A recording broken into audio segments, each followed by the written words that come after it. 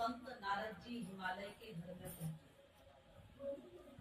नारद जी के आगे पार्वती जी को बुलाया और कहा कि मैनावती कहते महाराज जरा इनका हाथ देखें, उनके हाथ की भाग रेखा देखें,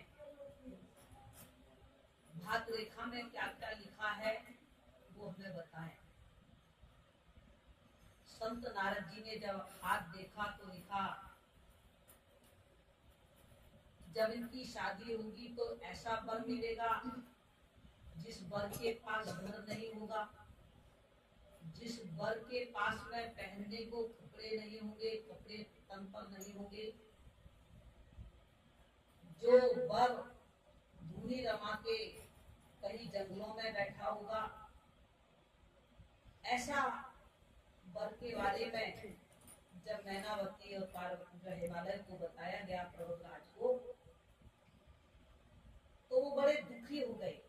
इकलौती बेटी बड़े प्रेम से पाली और ऐसा घर ऐसा परिवार, राजमहलों में पले, सुख आनंद का लाभ लिया और अब ऐसा वर मिलेगा जिसके पास घर ही नहीं होगा, तो बहुत ज्यादा माता पिता दुखी हो गए। नारद जी ने कहा दुखी मत हो, क्योंकि संत के पास में सुखी बनाने का साधन होता है, खुशहाली देने का साधन होता है। इसलिए भोले बाबा कह रहे हैं गिरजा संत समागम श्रम न लाभ कछुआन, इस संत जैसा लाभ दुनिया में कहीं भी नहीं है। लेकिन ये किसको मिलेगा? जिसके ऊपर हरि ने कृपा कर रखी होगी, उनको संतों का साथ मिलेगा, संतों की संगति मिलेगी, संतों का समाज मिलेगा, सत्संग रस पीने को मिलेगा। कह रहा बिन हरि कृपा ना होई सो गावही वेद पुराण, जब तक हरि की कृपा नहीं होती तब तक संत महात्माओं के समाज में इंसान आ नहीं सकता।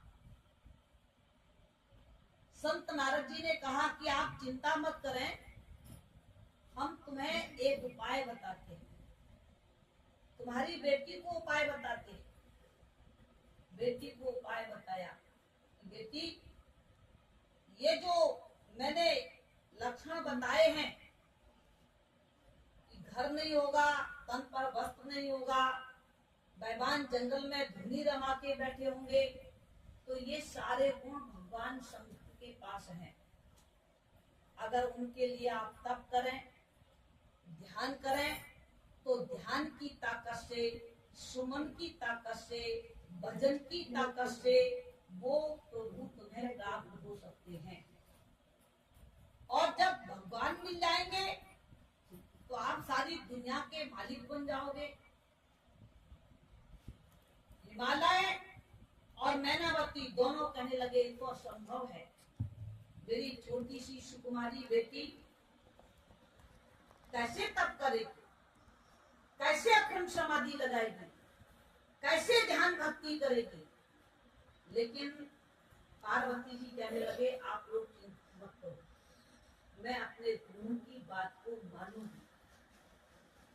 पार्वती जी कहते हैं कि गुरु के वचन प्रतीत नाचे, गुरु के वचन प्रतीत नाचे,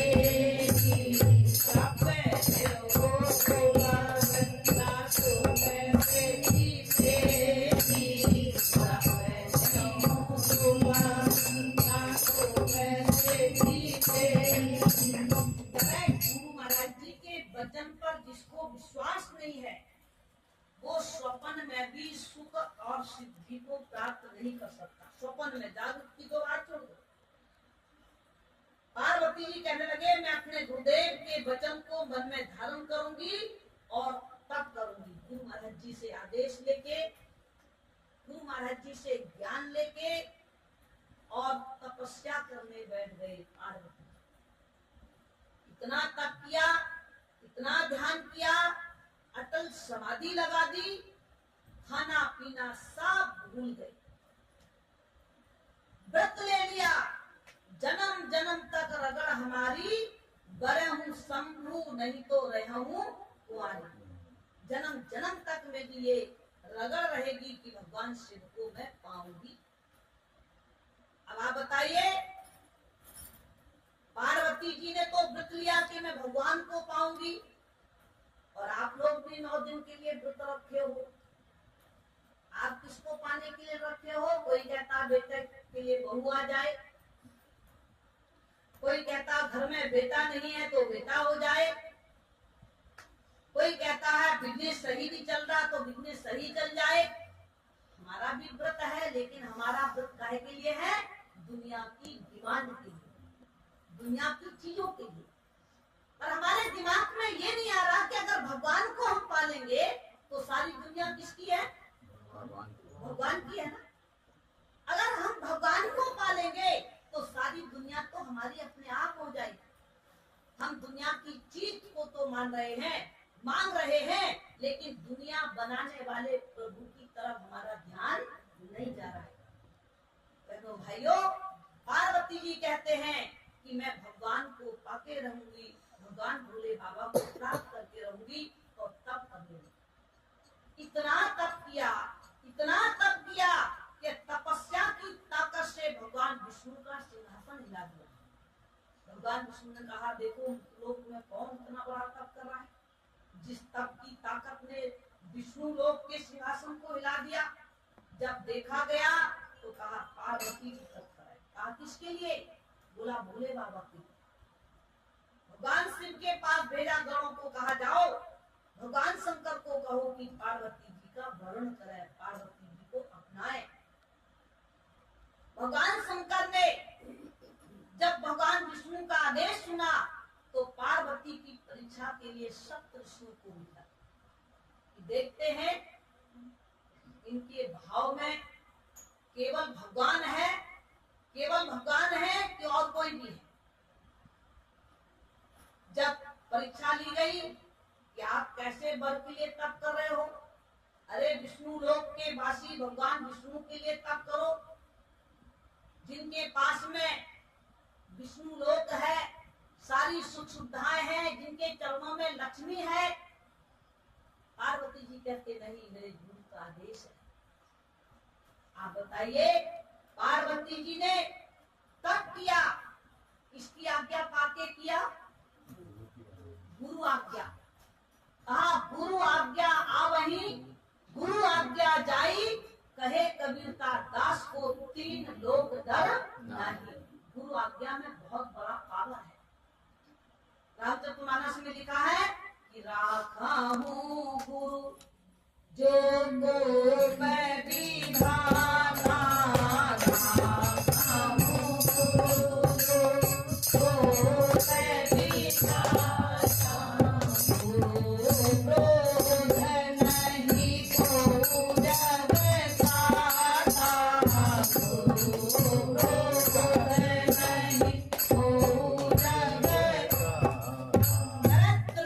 नहीं को जब कोई रक्षा नहीं कर सकता। राखहूं गुरु, गुरु महाराज जी रक्षा करते।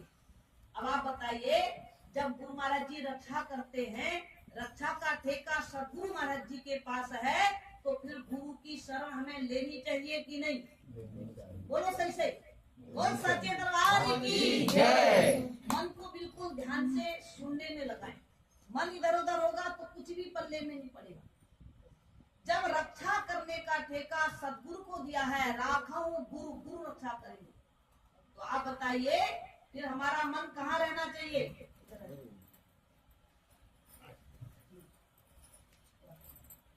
बोल सच्चे दरबार की जय, मानव धर्म की जय। हमारे ग्रंथ कह रहे हैं कि हमारी जिंदगी की रक्षा सदगुरु महाराज जी के हाथ है। तो फिर बोलो, सदगुरु महाराज जी का साथ हमें मिलना चाहिए कि नहीं? मिलना चाहिए। संत कहते हैं कि गुरुदेव के बिना, सदगुरुदेव के बिना जीवन है अधूरा, पावन नाम के बिना, गुरुदेव के बिना, गुरुदेव के बिना जीवन है अधूरा, पावन नाम के बिना, गुरुदेव के बिना जीवन है अधूरा, पावन नाम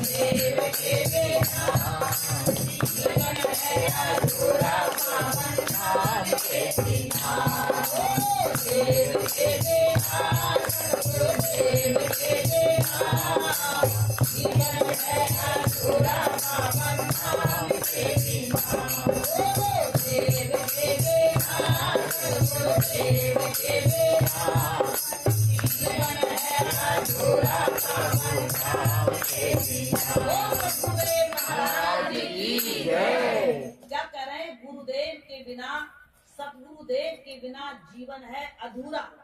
भगवान राम भगवान थे, लेकिन फिर भी गुरु वशिष्ठ के पास ज्ञान दीक्षा लेने गए हैं कि नहीं गए? बोलो गए। भगवान श्री कृष्ण भगवान थे, मथुरा छोड़ के पैदल चल के गुरु संदीपन के पास में ज्ञान दीक्षा को प्राप्त किए।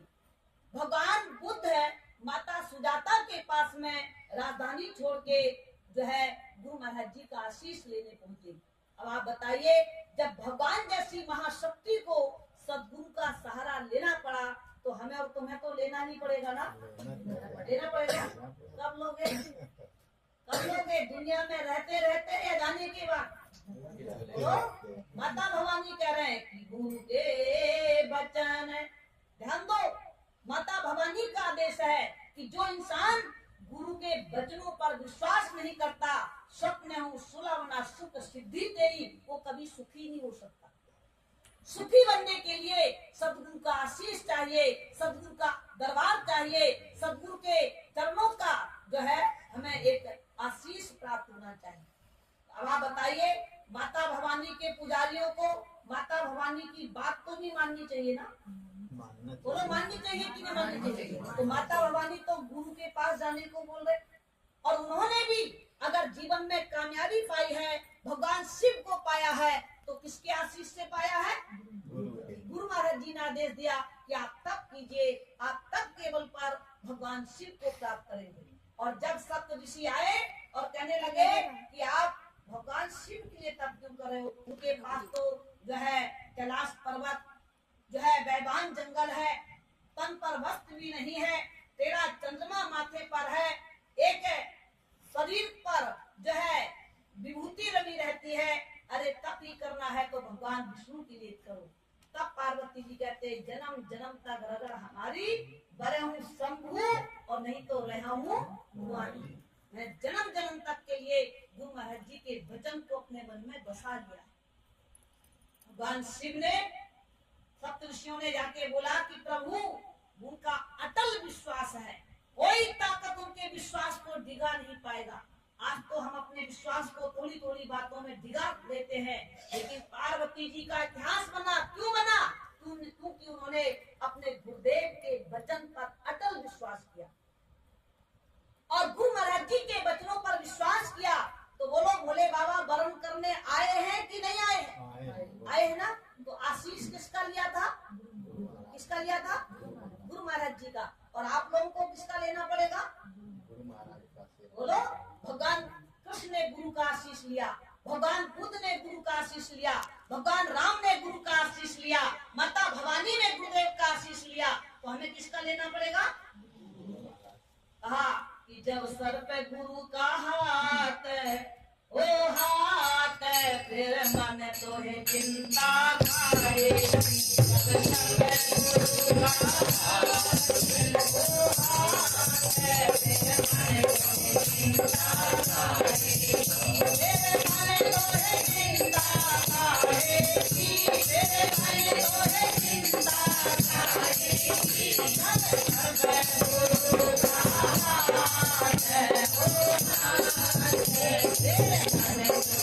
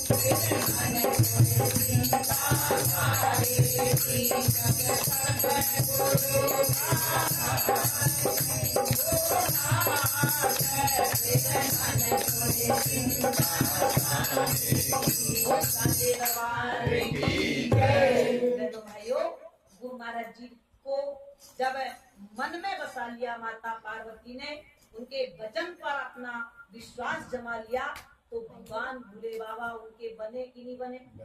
बने। तो उन्होंने व्रत किया था कि भोले बाबा को प्राप्त करके रहूंगी, गुरु के वचन को मैं पक्के रूप में मानूंगी। अटल विश्वास कर दिया गुरुदेव के वचनों पर। तो बोलो, हर रास्ते में उनको कामयाबी मिली कि नहीं मिली? और आपको तो बिना गुरु के कामयाबी मिल जाएगी ना? बोलो, गुरु बनाना पड़ेगा या नहीं? नहीं बनाना पड़ेगा? कब बनाना पड़ेगा? दुनिया में रहते रहते या जाने के बाद? ध्रुव 2.5 साल का था, गुरु बना लिया, नारद जी के पास गया। 5 साल का प्रहलाद था और गुरु के पास पहुंच गया। मीरा 8 साल की थी, गुरु के पास पहुंच गई। शेख फरीद 11 साल का था, गुरु के पास पहुंच गए। और हम इतने लंबे लंबे आयु के हो गए और अभी तक सदगुरु का साथ पकड़ने को तैयार नहीं। तो अब आप बताइए, आप अपना घाटा कर रहे हैं कि फायदा? घाटा कर रहे हैं। क्या कर रहे हैं? फायदा? घाटा। तो जिंदगी घाटे के लिए मिली कि फायदे के लिए? बोलो, काहे के लिए मिली जिंदगी? काहे के लिए मिली जिंदगी? मिली फायदे के लिए, और कर क्या रहे हैं? घाटा। संत कह रहे हैं कि उल्टी हो गई मती, कर ली अपनी छठी डोला साथी सारे गए। उल्टी हो गई मती, कर ली अपनी छठी डोला साथी सारे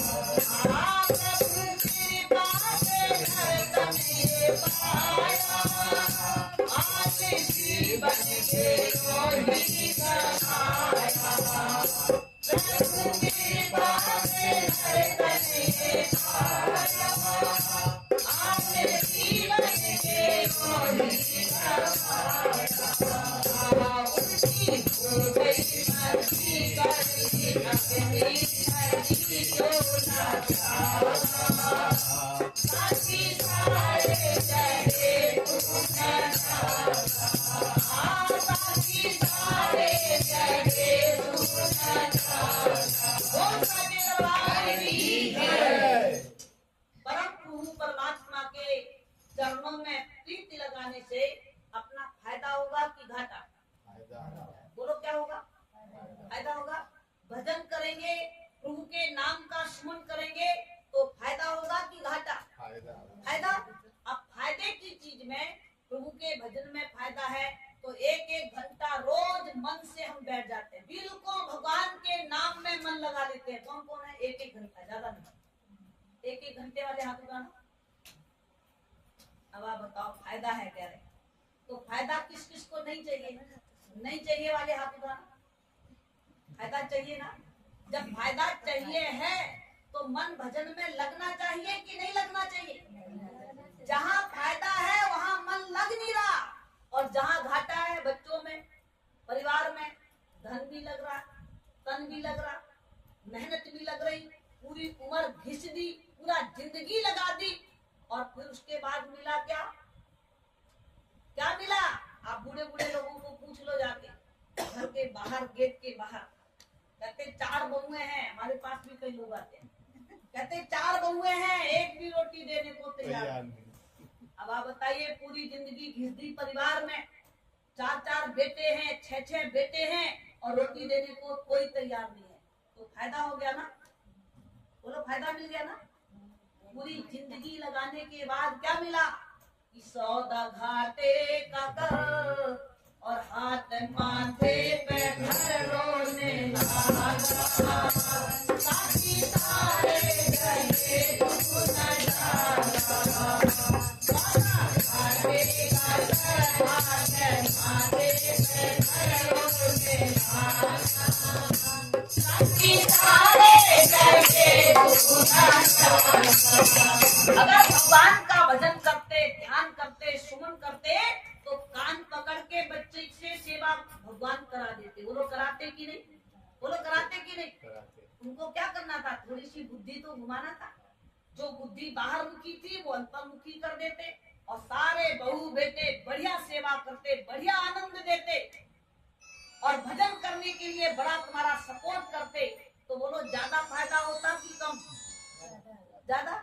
लेकिन हमने भगवान की तरफ ध्यान ही नहीं दिया, सारा समय संसार में लगा दिया, परिवार में लगा दिया। संत कह रहे हैं, जहाँ से फायदा होना था वहाँ मन लगाया नहीं, और जहाँ से घाटा होना था वहाँ पूरी जिंदगी लुटा दी।